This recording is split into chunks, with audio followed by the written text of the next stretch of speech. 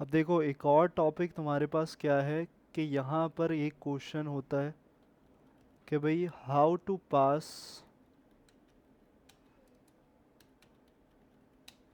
Data from the controller to view, और ये use होता है बहुत।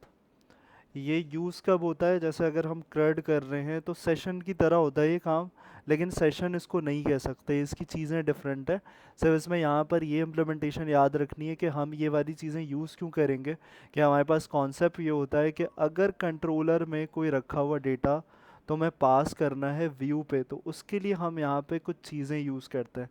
तो यहाँ पे क्या क्या यूज़ करते हैं, यहाँ पे हमारे पास होती हैं टाइप्स कुछ, और ये ऑब्जेक्ट्स होते हैं।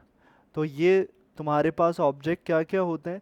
सबसे पहले अगर मैं यहाँ पर बात करूँ तो सबसे पहला ऑब्जेक्ट होता है व्यू डेटा, ये भी इसी पर्पस के लिए यूज़ होता है। फिर उसके बाद तुम्हारे पास नेक्स्ट होता है व्यू बैग। तीसरा तुम्हारे पास क्या होता है, तीसरा होता है टेम्प डेटा। और नंबर फोर्थ जो तुम्हारे पास होता है वो क्या होता है, स्ट्रांगली टाइप व्यू। और ये अलग है थोड़ा सा, इन तीनों से ये वाला टॉपिक जो है वो डिफरेंट है, लेकिन यहाँ पर इसको भी इसी कॉन्सेप्ट के लिए यूज़ करते हैं। लेकिन ये तुम्हारा कुछ और होता है, मॉडल बाइंडिंग के लिए होता है। ये वाला परसेप्शन मॉडल बाइंडिंग के लिए होता है, लेकिन ये जो चीज़ें हैं ये तुम्हारी सेम वर्क कर रही होती हैं।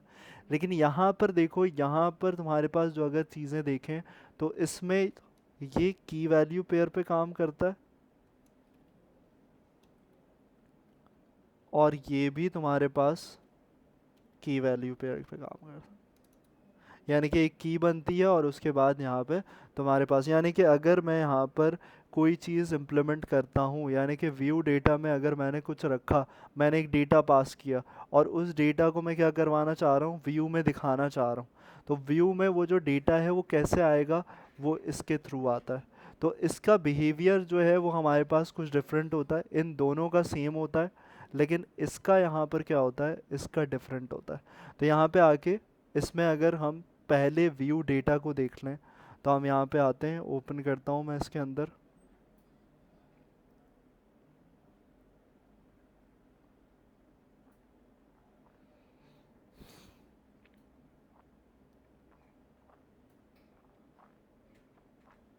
तो देखो यहाँ पे मैंने सबसे पहले जो मेरे पास आता है व्यू डेटा का ऑप्शन। तो सबसे पहली चीज़ क्लियर है कि pass data from controller to view, यानी काम इसका है कि भाई कंट्रोलर से तुम्हारा डेटा पास करना। दूसरी जो इम्पॉर्टेंट चीज़ है कि ये हो है क्या तुम्हारे पास, is a dictionary of objects that is drive from view dictionary class. यानी कि एक व्यू डेटा डिक्शनरी की क्लास है हमारे पास, उसके अंदर ये ऑब्जेक्ट डिफाइन होता है। और ये डिक्शनरी क्यों कहलाता है, डिक्शनरी इसलिए कहलाता है कि तुम्हारी सारी डिक्शनरी की चीज़ें क्या एग्जिस्ट करती हैं, अगर तुम्हें ये समझना है तो वो होती हैं की वैल्यू पेयर्स पे। यानी कि डिक्शनरी के अंदर सारी एग्जिस्टिंग चीज़ें कैसे काम कर रही होती हैं, तुम्हारे की वैल्यू पेयर्स के ऊपर काम कर रही होती हैं। तो ये तुम्हारी क्लास का हो गया कि यहाँ पर कहाँ से ड्राइव होके आ रहा होता है, किस तरीके से यूज़ करते हैं। और यहाँ पे तुम्हारे पास कुछ इसकी करेक्टरिस्टिक्स हैं। करेक्टरिस्टिक्स तुम्हारे पास क्या क्या है कि देखो यहाँ पर सबसे पहली चीज़, the life of a view data objects exist only during the current request. तो इसको यहाँ पर हम समझेंगे कि किस तरीके से तुम्हारे पास ये व्यू डेटा की लाइफ जो है वो सिर्फ करंट रिक्वेस्ट के लिए होती है।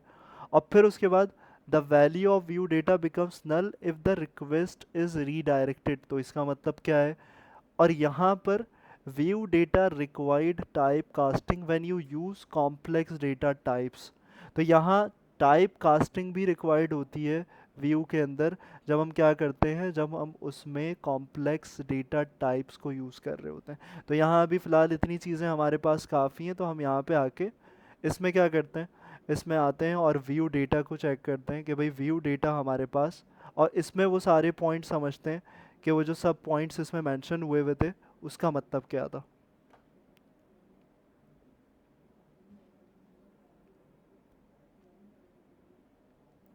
तो देखो सबसे पहली चीज़ क्या होगी कि मुझे यहाँ पर कंट्रोलर में जाना होगा, यानी कि मेरा सारा काम डिपेंडेंसी जो है कंट्रोलर, और मेरा मोटिव क्या है कि मैं कंट्रोलर से पास करना चाह रहा हूँ। तो मैं यहाँ पे क्या करता हूँ, अभी टाइम डेटा को रहने देता हूँ। कंट्रोल के सी, और यहाँ पर मैंने इसको भी हटा दिया व्यू बैक को, कंट्रोल के सी। तो अभी जो बात कर रहे हैं हम, क्या कर रहे हैं बात, व्यू डेटा की। तो देखो की वैल्यू पेयर क्या है कि यहाँ पर जब तुम बनाते हो तो ये तुम्हारी क्या है, ये तुम्हारी की बन रही है, और उसकी वैल्यू जो है वो यहाँ इनिशलाइज हो रही है। तो इसका स्ट्रक्चर बिल्कुल इसी तरीके से, यानी कि अगर यहाँ पर दोबारा तुम करते हो, ये देखो, तो ये भी क्या है तुम्हारे पास ऑब्जेक्ट, और क्या है गेट और सेट करने के लिए वैल्यूज़ को। तो यहाँ पे तुम्हारे पास इसको किया तुमने, और इसमें क्या कर दिया, इसमें तुमने एक और बना दिया डेटा वन के नाम से। तो डेटा वन दे दिया, और यहाँ पे तुमने स्ट्रिंग पास कर दिया, जैसे एसन। सही। हम्म। अच्छा, कॉल पे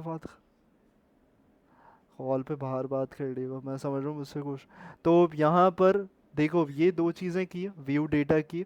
अब देखो, यहाँ इम्पॉर्टेंट चीज़ ये है कि यहाँ पर देखो ये चीज़ डिफाइन कहाँ हुई हुई है, ये चीज़ डिफाइन हुई हुई है तुम्हारे इस एक्शन मेथड के अंदर, और रिटर्न हो रहा है व्यू। तो यहाँ पर ये एक्शन मेथड यहाँ पे इस तरीके से, यानी कि मेरे पास, मैं सिर्फ इसको कहाँ यूटिलाइज कर सकता हूँ, मैं इसको यूटिलाइज कर सकता हूँ सिर्फ इंडेक्स व्यू पर। तो मैं यहाँ पे आके सिर्फ इसको क्या करूँगा, यहाँ पे आया, और मैंने इसमें क्या किया, मुझे इसका टेक्स्ट थोड़ा सा चेंज करना है। तो देखो, अब मैं व्यू डेटा को जो वहाँ मैंने डिफाइन किया है उसको यहाँ यूज़ कर रहा हूँ। तो यहाँ मुझे क्या रिक्वायरमेंट होगी, मुझे सिर्फ उसकी की पास करनी है, क्योंकि वैल्यू क्या करेगा, वो ऑटोमेटिकली डिस्प्ले करेगा। तो मुझे यहाँ क्या करना है, मुझे यहाँ पर आकर क्या करना होगा, इसको चेंज करना होगा रेजर सिंटेक्स में। क्यों चेंज करना है, क्योंकि ये तुम्हारा क्या है, ये है तुम्हारा सी शार्प का कोड। तो हमने बात करी थी कि हमारे पास ये जो व्यूज़ बन रहे हैं ये तुम्हारे क्या है, ये तुम्हारे रेजर व्यूज़ हैं। तो रेजर व्यू में अगर सी शार्प के कोड की बात आती है, तो देखो ये प्रॉपर्टी है, तो ये प्रॉपर्टी हेडिंग में ऐसे ही एक्सेप्ट नहीं हो सकती। तो यहाँ पे ये वाली चीज़ जो तुम्हारे पास आ रही है, उसको तुम क्या करोगे, यहाँ पे आके इसको एग्जीक्यूट करोगे व्यू डेटा को। तो मेरे पास इंडेक्स व्यू फ्रॉम कंट्रोलर ही चलेगा, और यहाँ पे इस चीज़ को मैं रन करूँगा।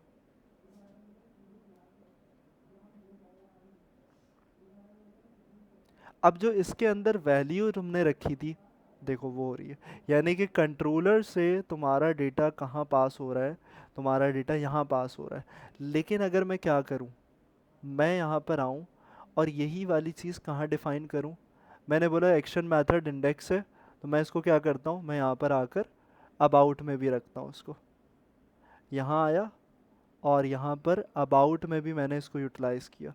तो मैं इसको हटा देता हूँ अभी, कंट्रोल के सी, और इसमें आके मेरे पास यहाँ पे मैंने इसको पेस्ट कर दिया इस तरीके से, यहाँ। सही। तो यहाँ पर मैंने पेस्ट किया। अब देखो यहाँ देखना, कंट्रोलर में कहाँ डिफाइन है ये याद रखना, ये है तुम्हारे किस एक्शन मेथड में, इंडेक्स के एक्शन मेथड में। और तुम क्या कर रहे हो, तुम कर रहे हो उसको रिट्रीव करना चाह रहे हो कहाँ पे, यहाँ पे। तो यहाँ पे आके हम दोबारा करते हैं इसको, और इधर हम चेक करते हैं कि हमारे पास यहाँ पे,